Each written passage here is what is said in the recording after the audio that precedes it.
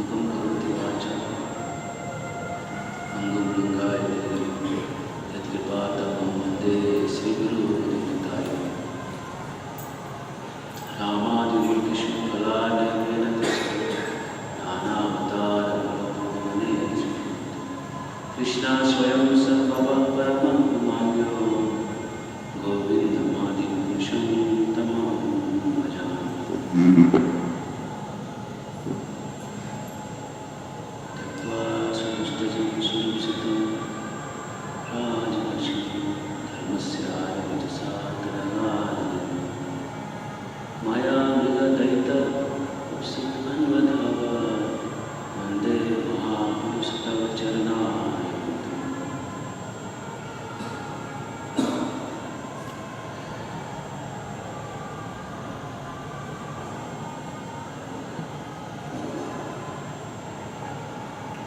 आज की कथा पिछले बार से आगे बढ़ाएंगे। कहाँ पिछली बार हमने ये देखा कैसे कैकेयी हट पे बैठी और हट पे बैठ के वो वहाँ से बदलने का नाम नहीं ले रही। दशरथ रात भर समझाते हैं, लाख प्रयास करते हैं, फिर भी कैकेयी बदलने का नाम नहीं लेते। दशरथ हाथ जोड़ते हैं, हाथ जोड़ के अनुनय करते हैं, विनय करते हैं, कैकेयी मानती है।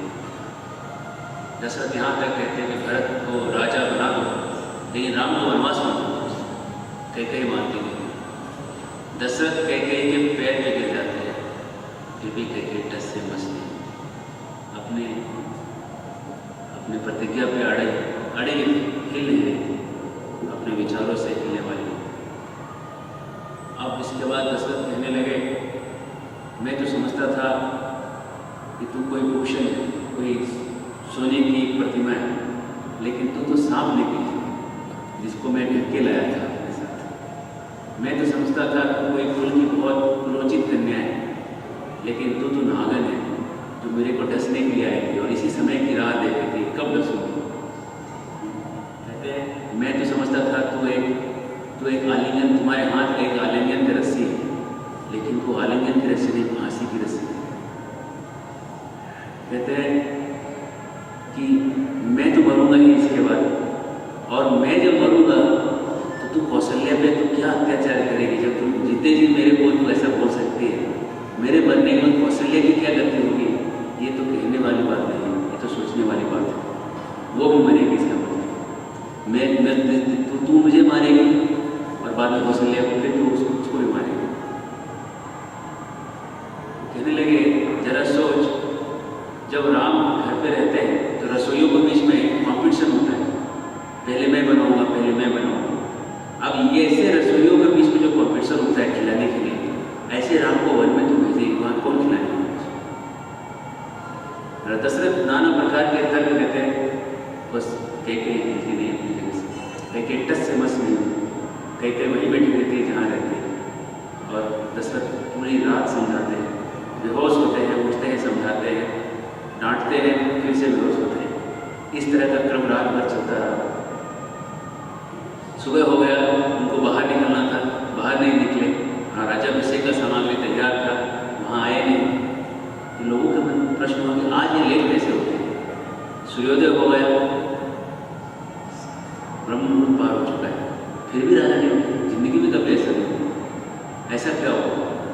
सुमंत्र को अंदर भेजा, सुमंत्र जी आप जाइए, जाके देखिए राजा क्या कर रहे हैं, अगला क्या कार्रवाई कर रहे हैं।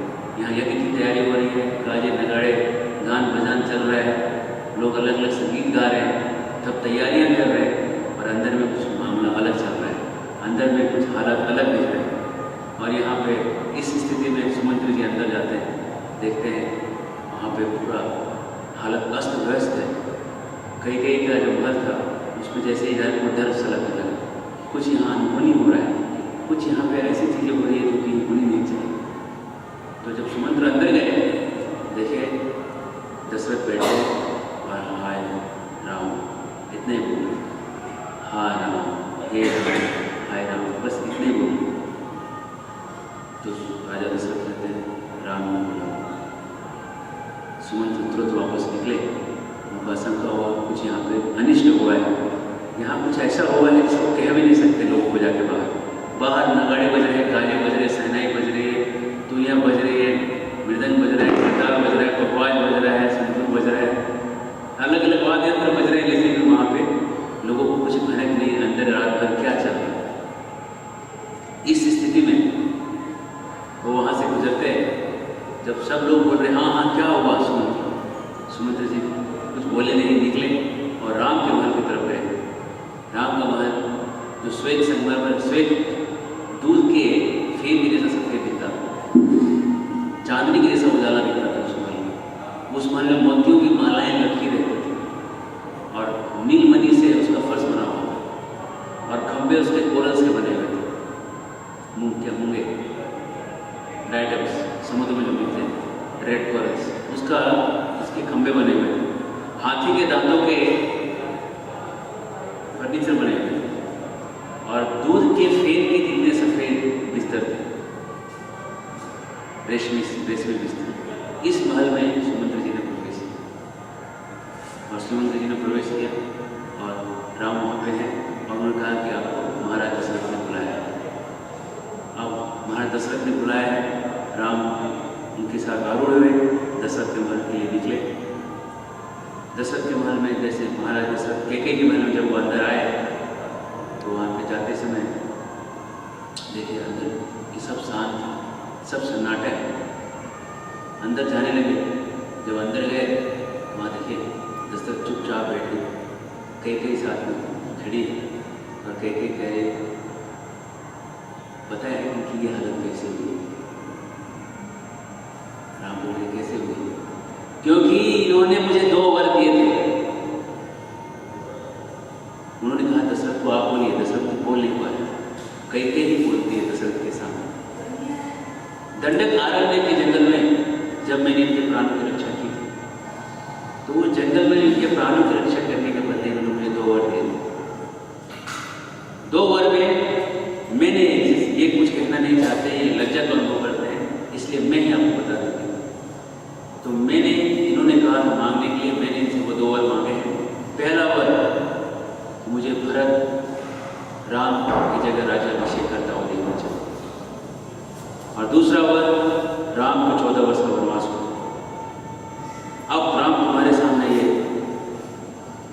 पड़ा है, अगर तुम चाहो तो अपने पिता की बात को मानो, नहीं चाहो तो मत मानो।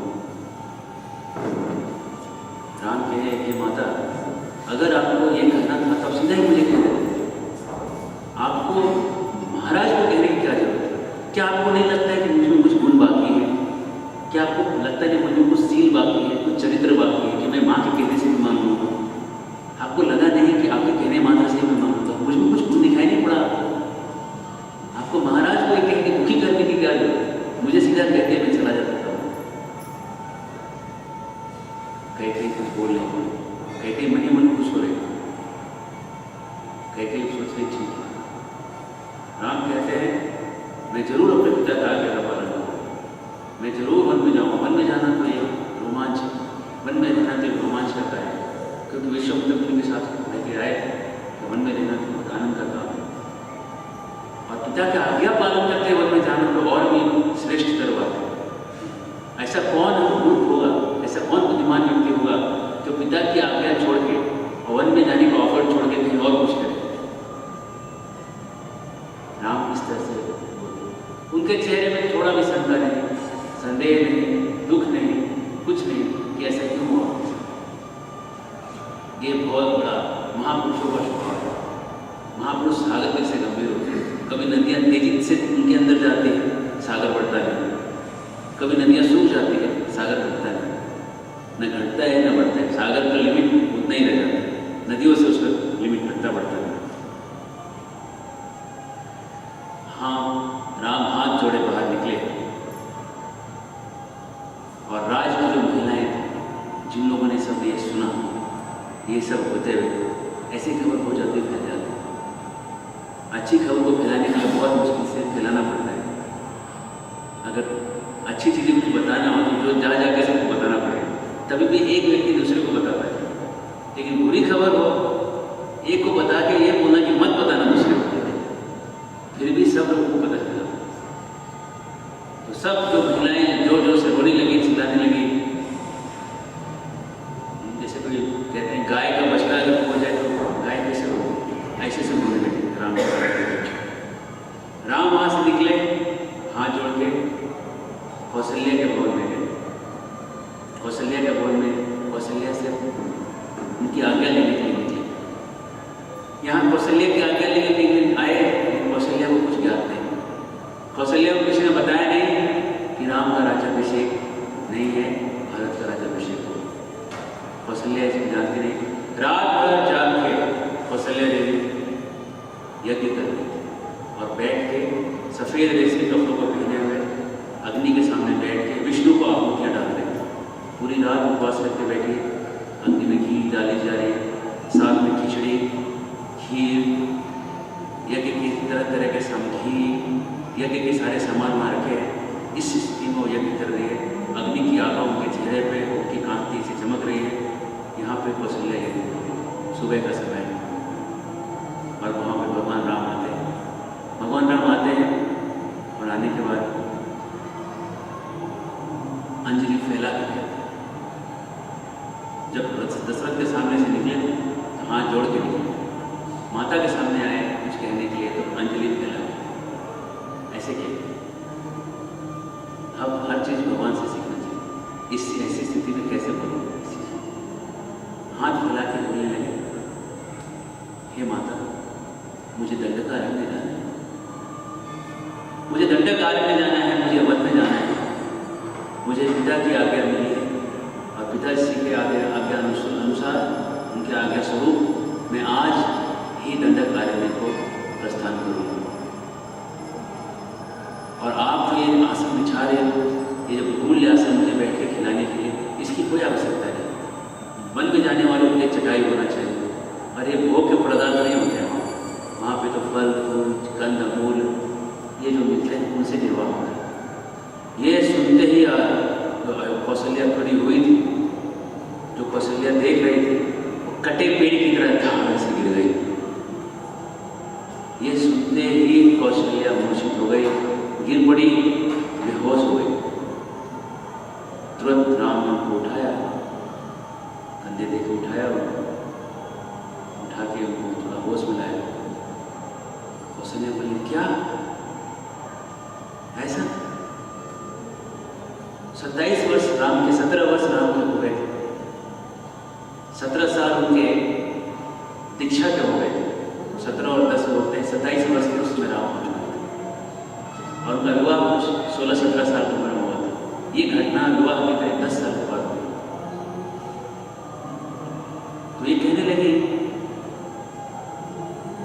कि ये सुन के मुझे मौत क्यों नहीं आ जाती? इसका मतलब मेरे दिल में तुम्हारे लिए कोई प्रेम ही नहीं। ये सुन के मेरे कठोर दिल में अभी भी जीवन कैसे जी रहा है? कौशल्या ये कह के जोर जोर से रोने लगी, फूट फूट के विलाप करने लगी, क्रंदन करने लगी, गंगा यमुना की धाराएं बहने लगी। और ये उधर लक्ष्मण वहीं बैठे थे, यज्ञ के समय कौशल्या के साथ नहीं बैठे थे।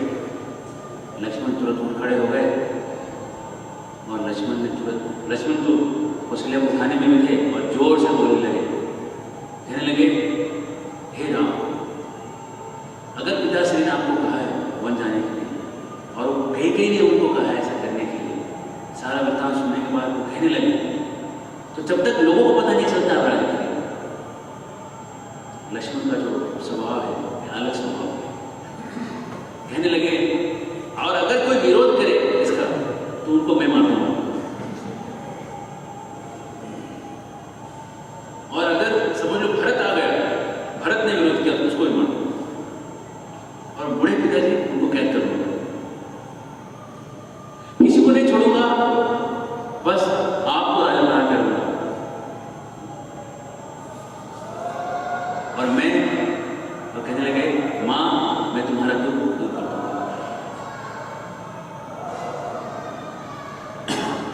प्रभु श्री राम जो थे वो हट नहीं देते अपनी जगह से। कहने लगे, लक्ष्मण तुम मुझे बहुत चाहता है, मैं जानता हूँ तुम मुझे बहुत चाहता है। उनको गले लगाए, उनके आंसू को पहुंचे। कौशल्या कहते हैं, हे बेटा राम, तुझे जो अच्छा लगे तो वो कर, तुझे जो करना है वो कर, लेकिन मैं तुझे आज्ञा नहीं दूंगा। तू मेरे से आज्ञा लेने रहे, मैं आज्ञा नहीं दूंगा। पिता तुम्हारे लिए आदरणीय है, पिता ने कहा वो तुमको पालन कर रहे हैं, माता आदरणीय नहीं है, तुम्हें आज्ञा नहीं देती, अब तुझे जो करना है। तो भगवान राम यहां सिखाते हैं कि लोगों से भी बात कैसे करना चाहिए।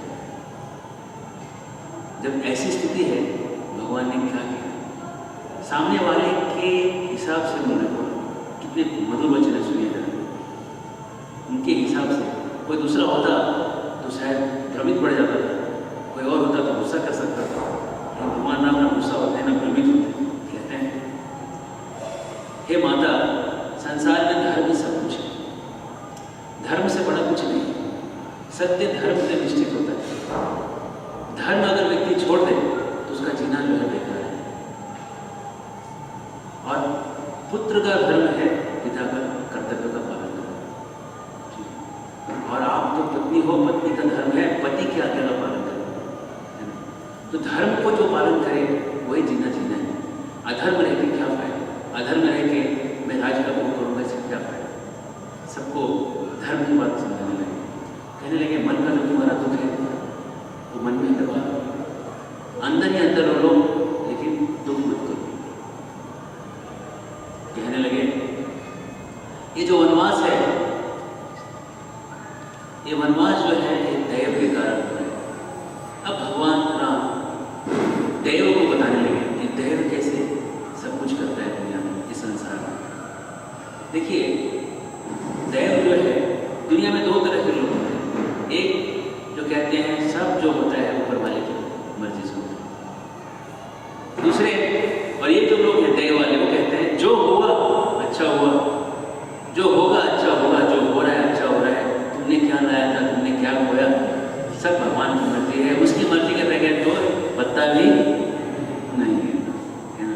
तो जो हो रहा है सब वही वही जो राम ने रची रखा, वही होने वाला है जो राम ने रचे रखा है, इसके अलावा कुछ नहीं होगा, चिंता मत करो। ये दैव वाले लोग, ठीक है, इसलिए प्रयास मत करो, जो होना है होगा ही। ये दैव वाले लोग। दूसरे तरह के लोग होते हैं दुनिया में, कहते हैं कर्म ही पूजा है, कर्म करो कर्म करो कर्म करो, कर्म नहीं करोगे तो खाओगे क्या। ये हरे कृष्णा जपने से खाना मिलेगा। कर्म करो, उठो, कुछ काम करो, धंधा करो, धंधा पानी करो, है ना, उससे आपका पेट भरेगा। खाली हरे कृष्ण जपने से कुछ नहीं। तो हम देखते हैं दुनिया में, संसार में, एक पेड़ को जो आप लगाते हो, तो पेड़ लगाना जो है हमारा कर्म है, बीज लगाना हमारा कर्म है, पानी देना हमारा कर्म है, लेकिन उसको उगाना, उस पर धूप डालना, वो हमारा कर्म नहीं, वो दैव है। तो पेड़ का बढ़ना, इसमें कर्म और दैव दोनों मिलकर होता है। केवल दैव को नहीं करता, केवल कर्म को नहीं करता, दोनों जब जुड़ जाते हैं तो फिर प्रतिक्रियाएं होने लगती हैं। केवल एक चीज की मात्रा से ही चीजें नहीं होती। अभी राम भगवान यहाँ कह रहे हैं ये तो दैव है, दैव क्यों नहीं कह रहे हैं। ये कैकेयी कितनी अच्छी थी, मैं उनको पहले से जानता हूँ, शील स्वभाव की है। कैकेयी नरेश की कुमारी है, जीवन में उन्होंने ऐसा कभी भी दिखाया नहीं, ऐसा स्वभाव जीवन पर उन्होंने कभी दिखाया नहीं। आज क्यों दिखा रहे हैं, इसका मतलब दैव ही दिखा रहे हैं, इसका कारण दैव है। इसका मतलब विधाता ने ये रच रखा है हमारे लिए, इसको हम टाल नहीं सकते। मैंने आज तक उनको ऐसे कटु वचन बोलते सुना नहीं, आज ऐसे कटु वचन को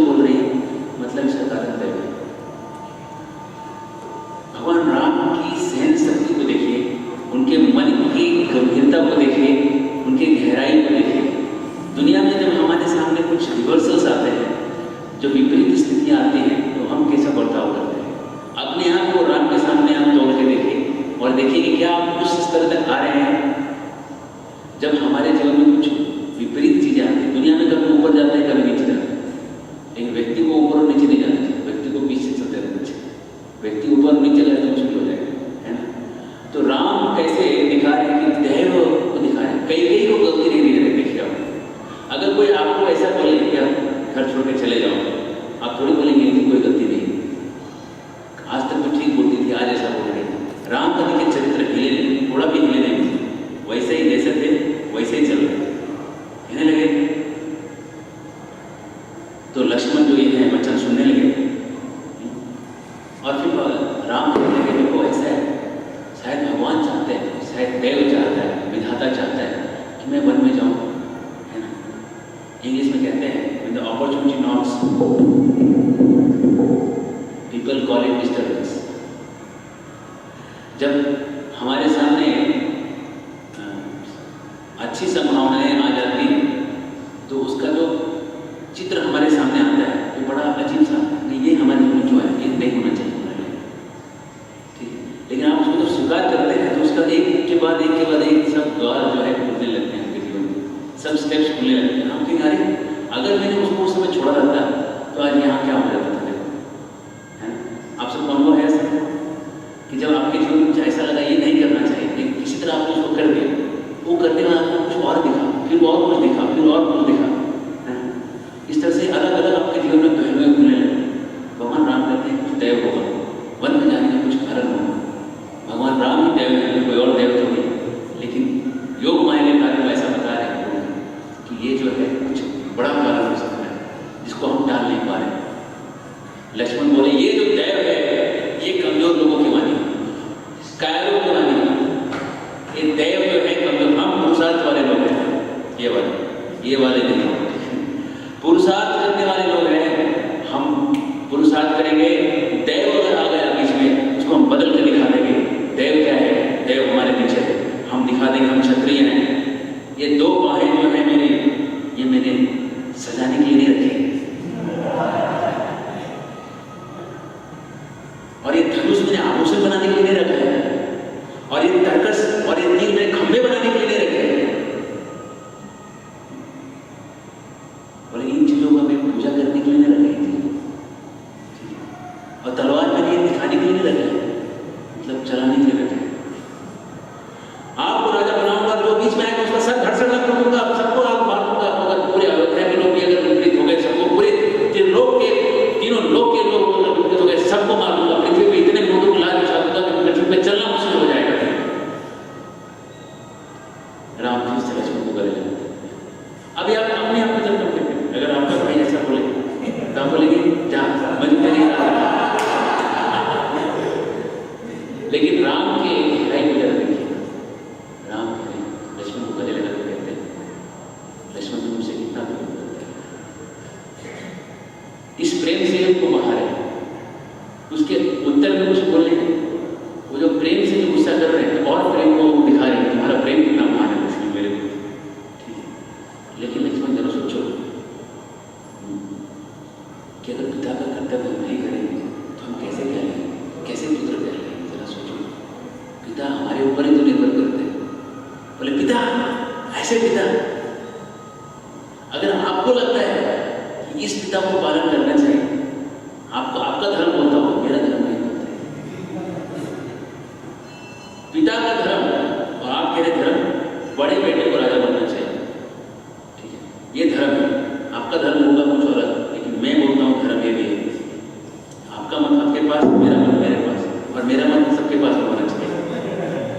राम से लक्ष्मण को गले लगाते हैं, तो बड़ा प्रेम करते हैं राम देखिए कैसे किसी सुंदर तरीके से इसको हैंडल कर रहे हैं, इसको ले रहे हैं। थोड़ा भी लक्ष्मण को चांस नहीं दे रहे हैं कि वो और गुस्सा बढ़ाए।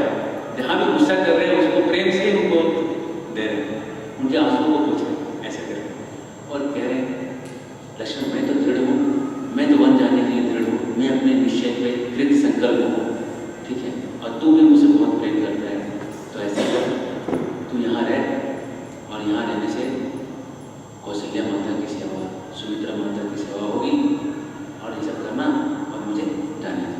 हरे कृष्ण। कौशल्या फिर रोने लगी, कहे बेटा तू जंगल में जाएगा और वहाँ गिरे हुए अनाज को चुन चुन के खाएगा। अरे हमारे घर के नौकर भी नहीं खाते, हमारे घर के नौकर भी जो बासमती चावल खाते, कुछ नाम लिखा है विशेष चावल का नाम, अगहनी चावल। अभी आपको अगहनी चावल पता नहीं होगा। हमारे घर के नौकर जो अगहनी चावल खाते हैं और तू चुन चुन के खाएगा, पेड़ से तुम फल गिरे हैं उसको उठा के खाएगा, तो कैसे रहेगा? तो जंगल में नहीं रह पाएगा। करके अपनी सब ले कहने लगे वो दैव बड़ा बलवान है। कैसे बलवान हो दैव? अगर दैव बलवान नहीं होता इसके मन में ऐसी इच्छा कैसे आती थी इतनी स्ट्रॉन्ग कि जाना ही है वन में? इतना कठिन होने के बाद भी वन में जाने के लिए क्यों पड़ा है? वन जाना ही क्यों चाहता है? इसका मतलब दैव जरूर बहुत बलवान है। कौशल्या ये बल के रोने लगे। श्री राम फिर से वो फिर देखने लगे, कहने लगे देख माँ तू रो मत। कौशल्या को देख बेटा, तुझे जानना है तो जान, मैं भी तेरे साथ जाऊँ।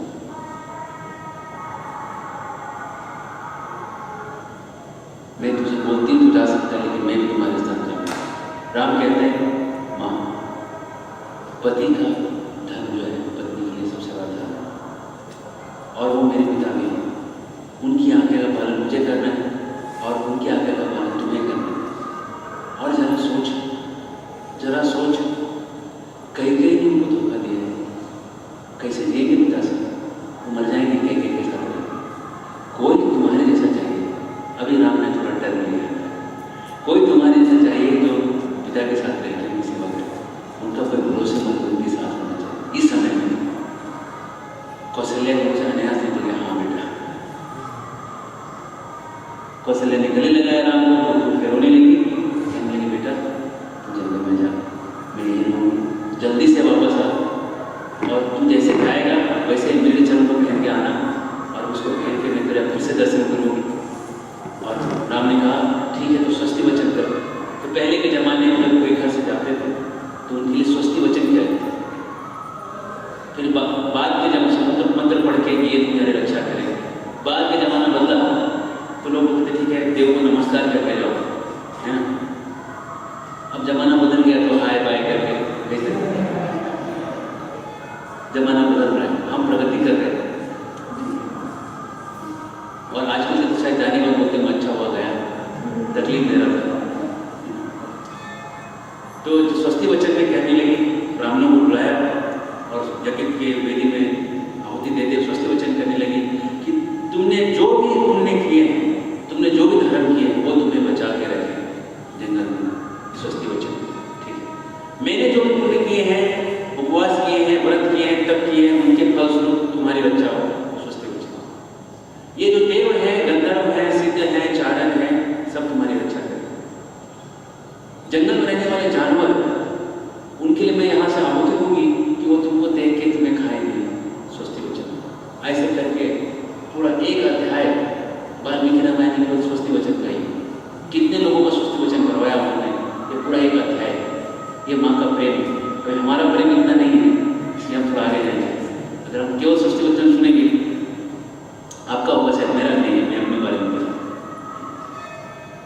तो स्वस्ति वचन करके वहाँ से राम निकले। अब लक्ष्मण वहाँ है, राम निकले और वहाँ से सीता के महल में प्रवेश किए। सीता के महल में गए। ये महल काफी दूर हुआ, वहाँ से निकलना, सीता के महल में जाना। सीता के महल की तरफ चले। सीता के महल में अंदर गए।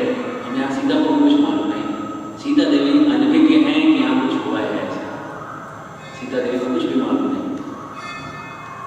और वो आशा कर रहे थे कि आज राजाभिषेक होने वाला है, तभी राम के आगे छतरी होगी, लोग चावल बुलाते रहेंगे, आगे म्यूजिकल इंस्ट्रूमेंट्स बजते रहेंगे, पीछे पीछे लोग वाह वाह करते रहेंगे, कुछ लोग फूल मारते रहेंगे।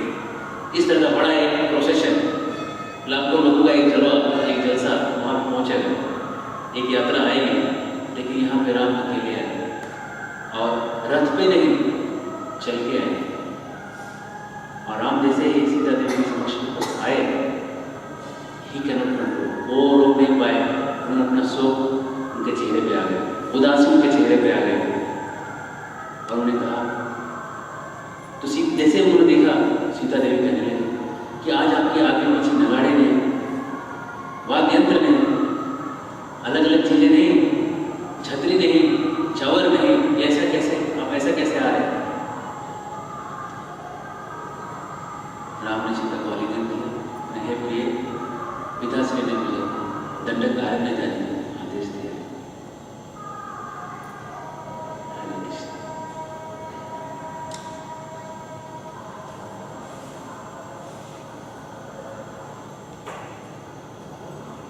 कहने लगे अब तुम यहाँ रहना और यहाँ रह के इस स्थिति से रहना।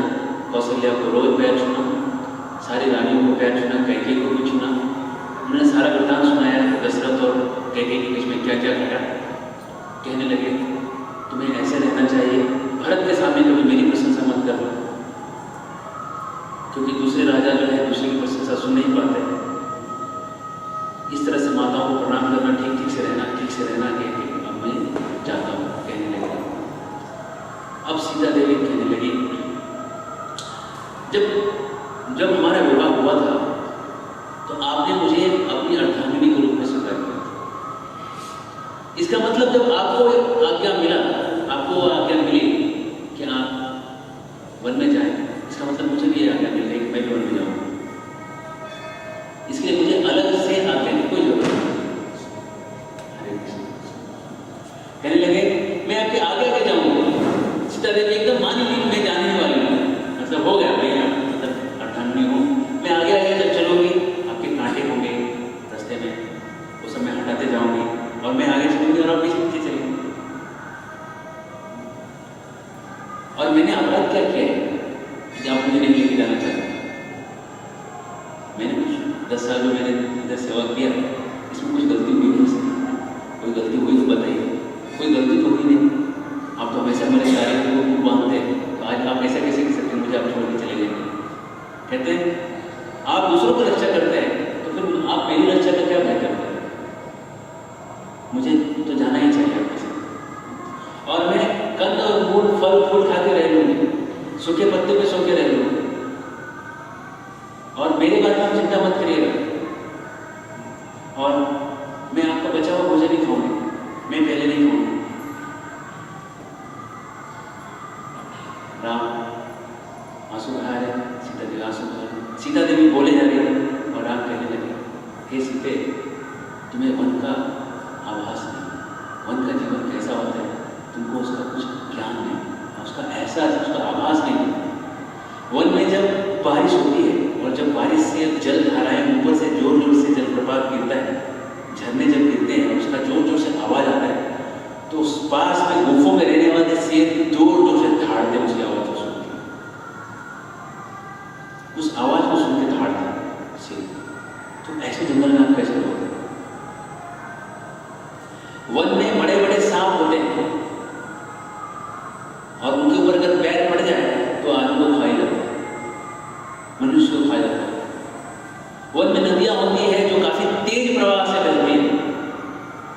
जब सामान्य नदी जो होती है वो धीरे धीरे बहती है, लेकिन वनों की नदियां जो होती है बहुत तेज बहती है। अगर आप वन में कभी गए हो, अगर आप कोंकण पट्टी में कभी जाते हो और वहाँ पे आप देखेंगे दूध धारा बहती है।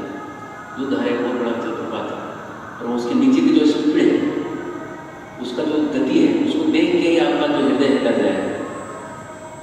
उसमें अगर हाथी भी खड़ा हो जाए तो वो भी बह जाएगा, उसका इतना गति। एक हाथी 10 हाथी एक साथ में पकड़ के खड़े हो जाए तो भी बह जाएगा, इसकी इतनी तेज धारा बहती है। कहते हैं तेज धारा बहती है और जंगल की नदियों के अंदर कीचड़ होता है, कीचड़ के अंदर होता है मगर, और मगर जो है पकड़ लेता है और उसके अंदर खींच के मनुष्य को खा जाता है। ये है वन्य जीवन। जहरीले पेड़ पौधे होते हैं, कटीले नागफनी की लताएं होती हैं, नाग कैक्टस, और वो उसके अग्रभाग इतना आगे तक आया रहता है। जंगल का जो मार्ग है लोग ज़्यादा चलते नहीं, इसलिए वो रास्ते में ऐसा ऐसा आया रहता है। उसके बीच से जब जाओगे तो कांटे आपके शरीर से सब मांस में निकल आएंगे। ऐसा जंगल होता है। बिच्छू होते हैं, सांप होते हैं, बड़े बड़े जानवर झुंड में, सुअर झुंड में घूमते हैं, हाथी झुंड में घूमते हैं और मनुष्य को अकेला देख के अटैक करते हैं सब तरफ से। और जो नरभक्षी राक्षस और जो आदमखोर लोग होते हैं वो लोग भी घूमते हैं, मनुष्य को पकड़ के खा जाते हैं। आज भी ये सब वन में रहा करते हैं। तुम सीते वन में कैसे रहो? वहाँ ठंडी होती है, गर्मी होती है, बरसात होती है, न छत है न खिड़की है, हवा सब तरफ से चलती रहेगी। वहाँ तुम वन में कैसे रह सको? आंधी चलता है, ऐसे वन में कैसे रह सको? वन का वर्णन देने लगते हैं, कहते हैं सीधे तुम्हारे लिए अच्छा होगा तुम वन जाने का ख्याल ही निकाल दो और यही ठीक से कुशल से रहो, माता कौशल्या की सेवा करो। उस मेरे जगह तुमको देख के लोग खुश रहेंगे, पिताजी की सेवा करना, मेरे विरह में तुमको देख देख के सब शांति का शांति और खुशहाली महसूस करेंगे, इसलिए तू रह जाओ। कहने लगे और मैं तो सिर पे जटा पहनाऊंगा, तो तुमको भी जटा बनाना पड़ेगा, वो बहुत भारी होता है सर पे जटा बनाना, और वल्कल वस्त्र पहनना पड़ता है। वल्कल वस्त्र मतलब पेड़ की जो छाल होती है, एक विशेष प्रकार का पेड़ होता है, उसकी छाल उसको वल्कल कहते हैं, वो वल्कल को पहनना होता है, बहुत भारी होता है उसका वजन। वल्कल वस्त्र पहनना और दिन में 3 बार नहाना जंगल में, ठीक है, वो तो आदमी ठंडी से मर जाएगा। कह रहे हैं ये सब बहुत कठिन है, इसलिए सीधे तो नहीं हो। अब सीता देवी कहने लगी वो सब अच्छे हो जाएंगे, वो जानवर आपको देख के सब चले जाएंगे, देख के उनका मन बदल जाएगा, बहुत एक्स्ट्रा पॉजिटिव थे वे। कह रहे वो सब आपको देख के या तो मन बदल जाएंगे या तो भाग जाएंगे, ठीक है, इनका कोई भय नहीं, इनका कोई भय नहीं।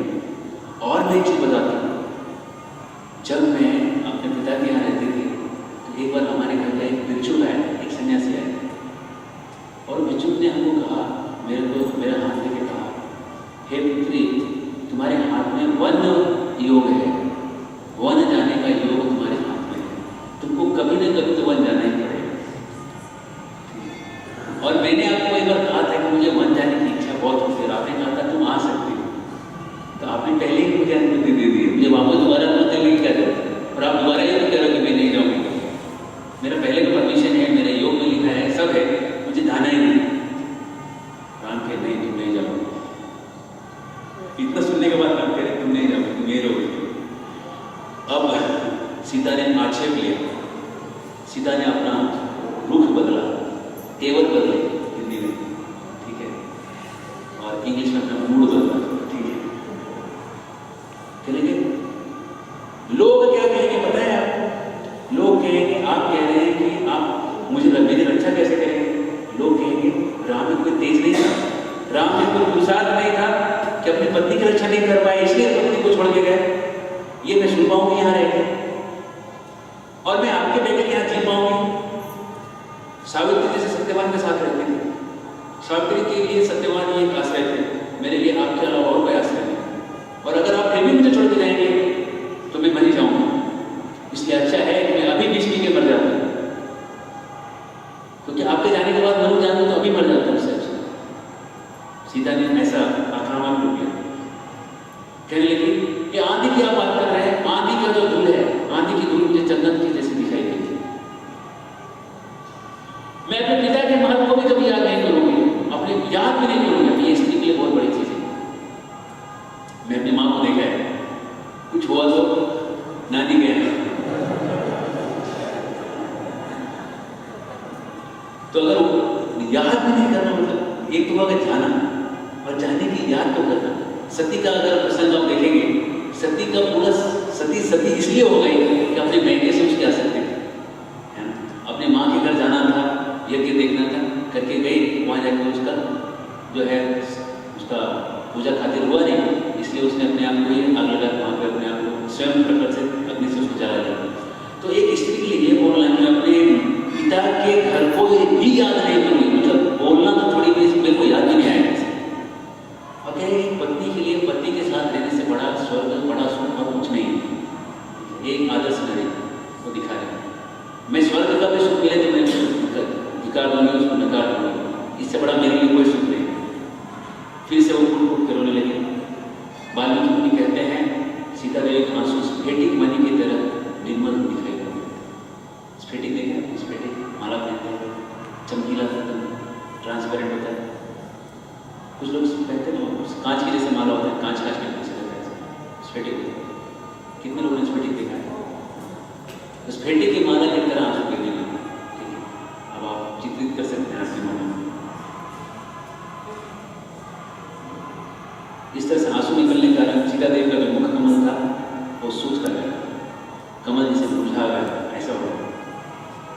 और ये करके वो अचेत होकर गिर पड़ी।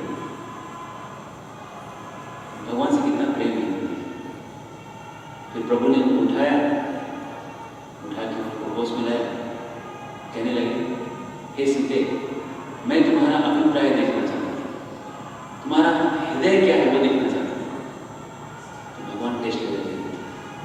ये प्रभु का जो टेस्ट होता है बड़ा कठिन होता है समझना।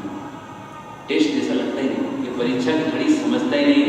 एक परीक्षा चल रहा था और सीता देवी इसमें उत्तीर्ण हो गई, इसमें पास हो गई। फिर भगवान ने कहा, तुम मेरे साथ आ सकते। और सीता देवी बड़ी खुश हो गई, एकदम खुशी से झूम उठी। और इसी बीच लक्ष्मण पहुंच गए और लक्ष्मण ये आखिरी के कुछ समय में पहुंचे वहां पे। बोले, मेरा तो आपने मुझे पहले ही बोल के रखा है, मैं जहाँ भी रहूँ आपके साथ ही मैं रहूँ, तो मुझे तो पूछने की जरूरत नहीं है ना। और जंगल में जाएंगे तो आपकी रक्षा करने के लिए, कोई सेवा करने के लिए, उसके लिए भी एक आदमी लगेगा, एक व्यक्ति चाहिए, तो उसके लिए मैं हूँ। लक्ष्मण का स्वभाव थोड़ा हट गया देखिए रामायण में, सीधा कुछ चलते नहीं। भगवान राम एकदम नीति पे चलते हैं और लक्ष्मण एकदम गुरु है, गुरु के रूप में आगे थोड़ा चलते हैं। लक्ष्मण कह रहे हैं कि इसलिए आपने जो पहले से आज्ञा दे दी है, इसलिए मैं आपके साथ चलूँगा। अभी राम कहते हैं, आप आओगे, पीछे से कौशल्या का रक्षा और सुमित्रा का रक्षा और सेवा कौन करे? जैसे कोई ब्रह्मचारी बन जाते हैं तो लोग बोलते हैं, आप ब्रह्मचारी बन जाएंगे तो माँ बाप की सेवा कौन करे? ठीक है, तो बड़ा सवाल करते हैं।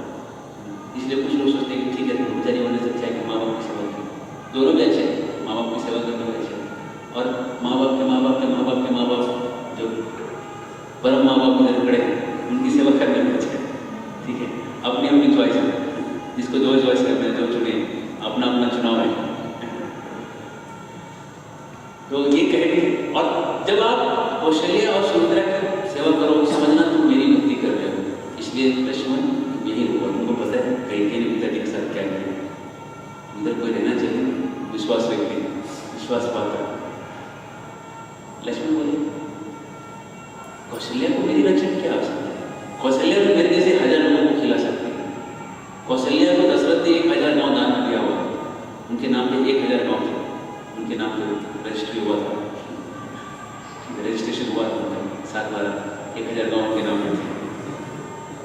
तो कह रहे 1000 गाँव है, वो तो मेरे जैसे जैसे हजारों लोगों को बिठा के खिला सकती है, मैं उसको क्या खिलाऊंगा बिठा के, उसको मेरा कोई जरूरत नहीं। लक्ष्मण ने उत्तर दिया था। और इसलिए मैं क्या करूँगा, मैं तो आऊँगा आपके साथ। अब राम बोले, ठीक है, तुम जाओ, सुमित्रा को पूछ करो, वो तुमको आज्ञा देती है तो तुम आ सकते हो मेरे साथ। लक्ष्मण गए सुमित्रा के पास। यहाँ खबर सब जगह फैल गई है तक क्या हो गया है, हर कोई जान चुका है।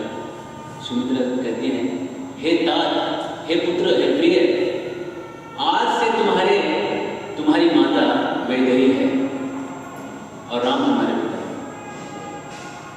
ये मत समझना कि तुम्हारी माँ यहाँ है, तुम्हारी माँ तुम्हारे साथ है और तुम्हारे पिता भी तुम्हारे साथ है। माता वैदेही हो गई आज से। बस लक्ष्मण को क्या चाहिए? अंधे को आँख मिल जाए, भूखे को मिठाई मिल जाए, जो चाहिए वही मिल रहा है। बस वाह वाह, माता के चरण छुए, आशीर्वाद लिया, निकले। राम ने कहा, जो जनक ने जो हमको जो 2 धनुष, वरुण के जो धनुष दिए थे दहेज में, वो दोनों धनुष लेके आओ। उसके साथ जो 2 बड़े बड़े कर्कश दिए थे वो भी लेके आओ, और जो चिलकत दिए थे वो भी लेके आओ, और जो 2 तलवारें दी थी बड़े बड़े वो भी लेके आओ, क्योंकि अब सब जंगल में जा रहे हैं तो लगने वाले। ये सब को जल्दी से लेके आओ, और जो भी हमारा धन है वो सब जरूरतमंदों में बांटो।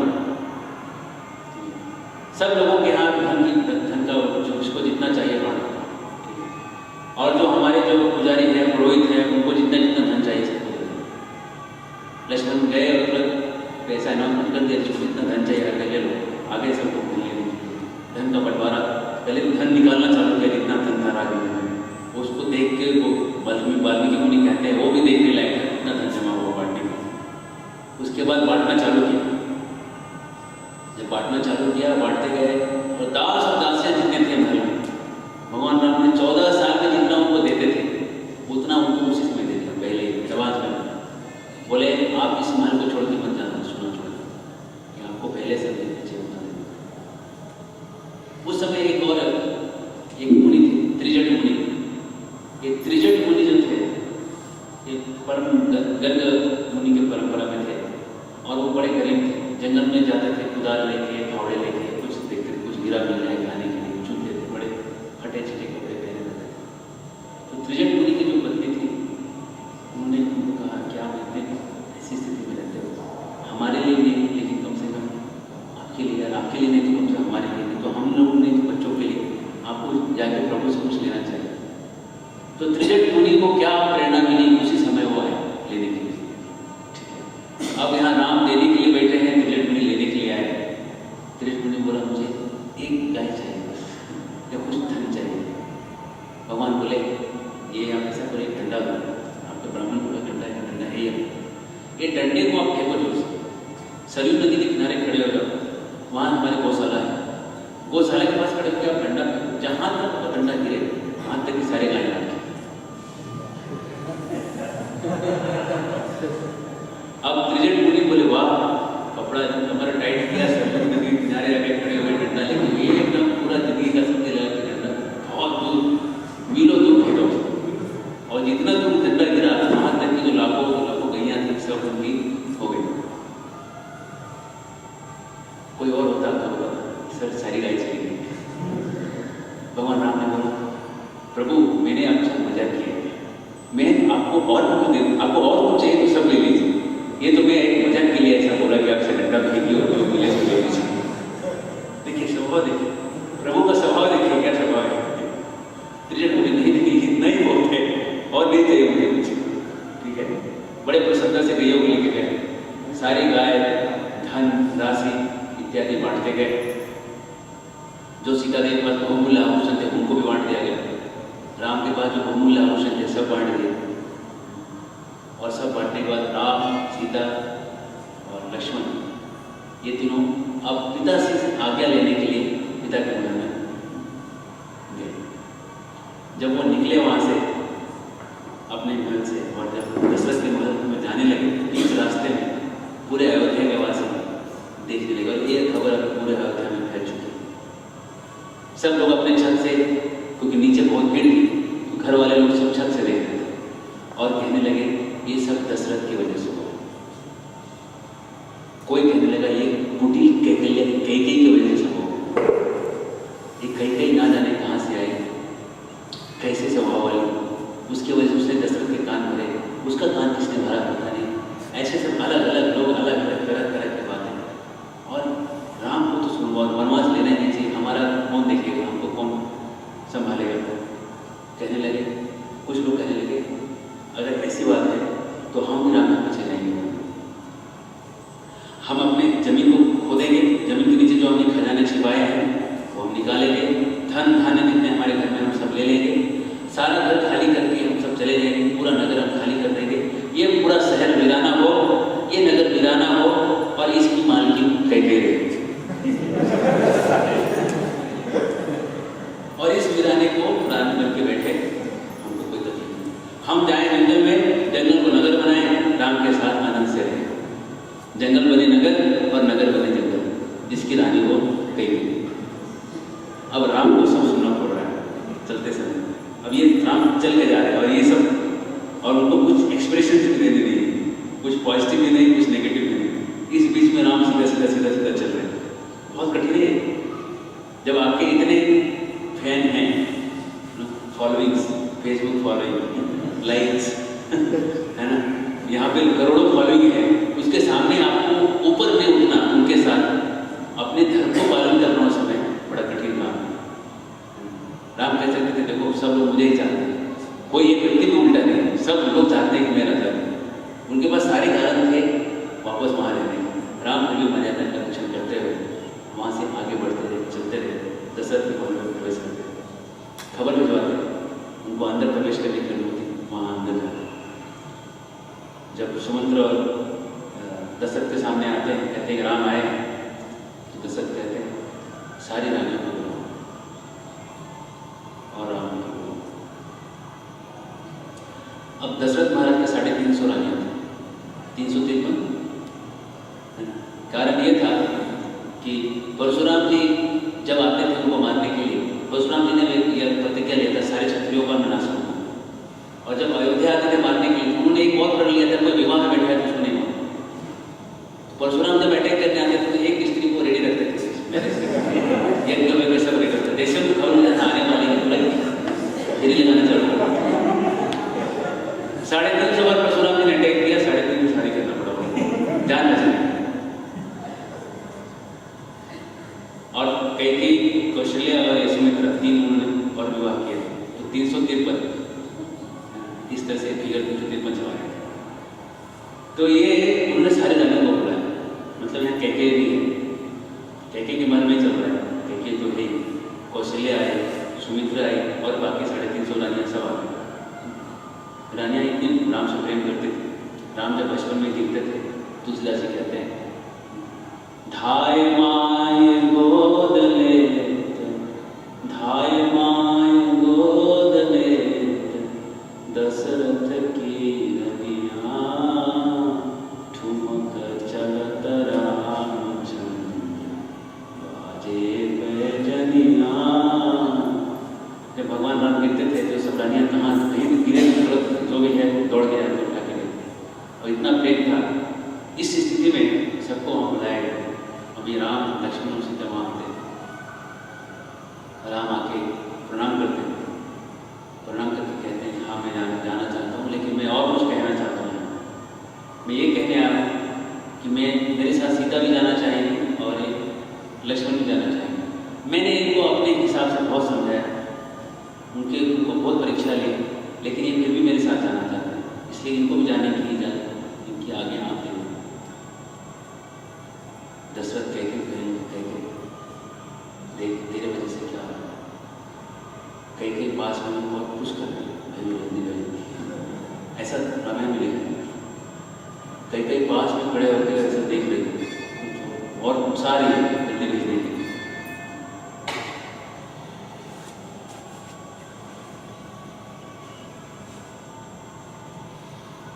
दशरथ कहने लगे राम तुम मुझे कैद कर दो, मैं कैदी हो जाऊंगा, फिर तुम राजा हो जाओ। Hare Krishna, out of the box thinking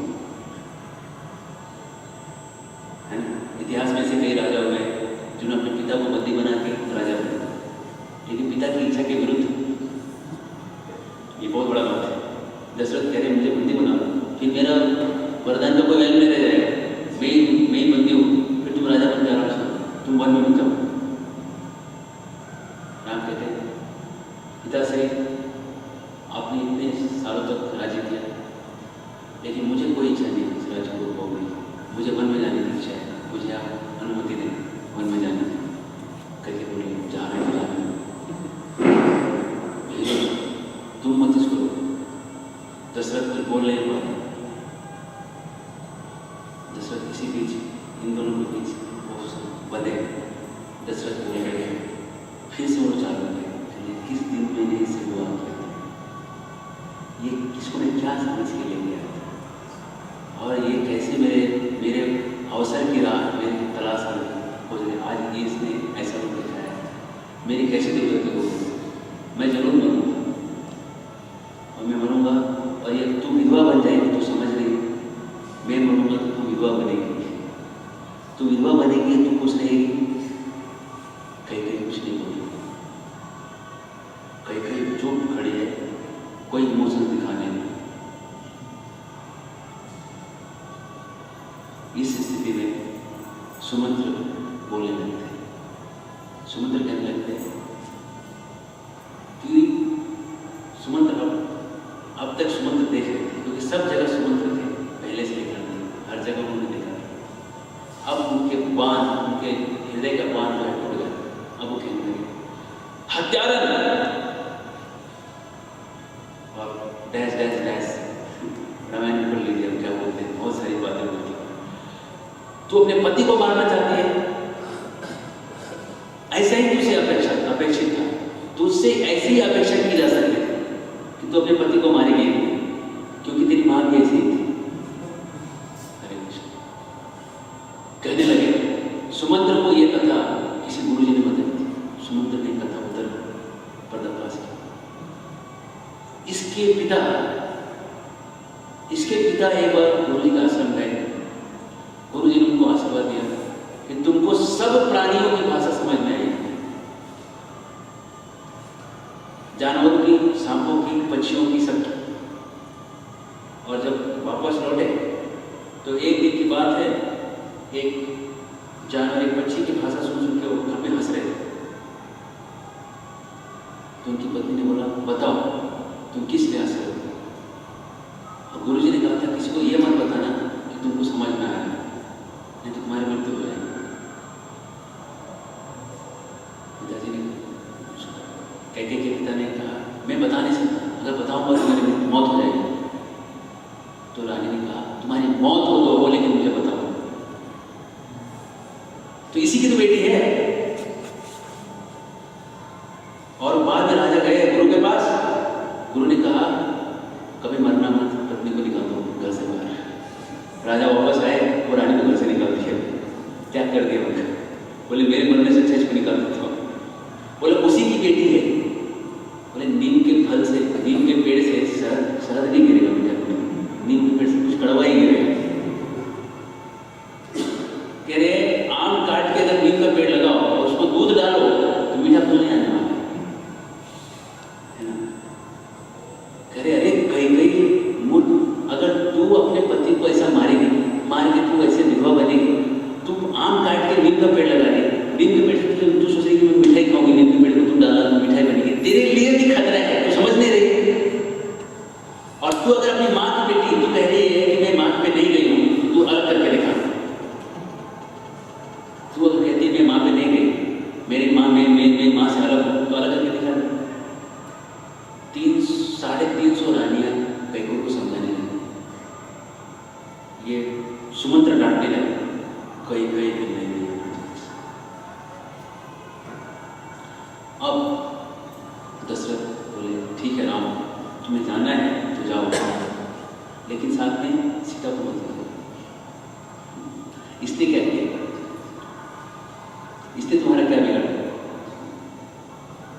ये यहाँ रहेगी, ये वन में कैसे रहेगी? वन में रहने के इसके वो नहीं, ये हमेशा महलों में रहेगी।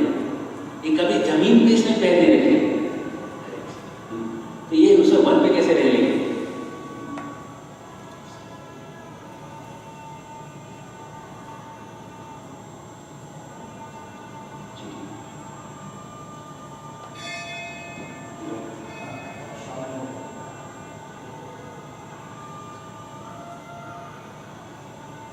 वन में कैसे रहेगी?